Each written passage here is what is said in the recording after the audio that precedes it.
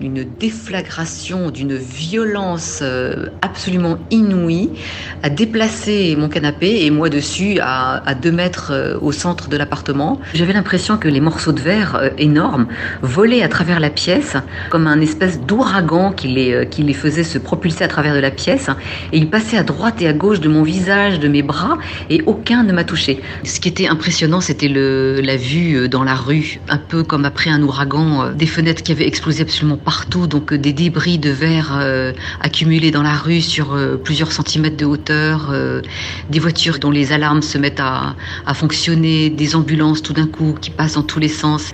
Là, vraiment, j'ai fait une crise de panique. Ça a duré pendant peut-être 1h30, 2 heures. J'ai tout de suite eu cette espèce d'angoisse terrible de une nouvelle guerre.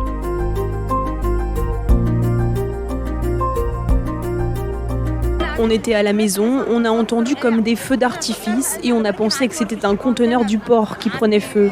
Mais personne n'a pu contrôler l'explosion et quelques secondes plus tard, on a été projeté dans les airs.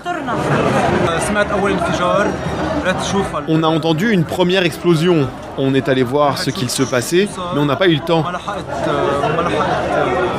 Je n'ai jamais pensé qu'il pourrait y avoir une seconde explosion. Et à ce moment-là, du verre a explosé devant moi.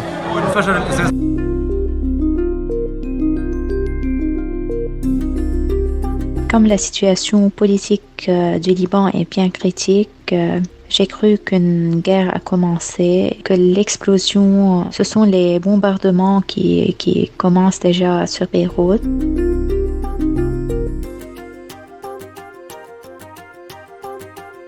On ne peut pas oublier que le Liban passe par une crise économique et il n'y a pas des moyens nécessaires dans les hôpitaux. Et si la France peut nous aider par le financement, ça sera parfait.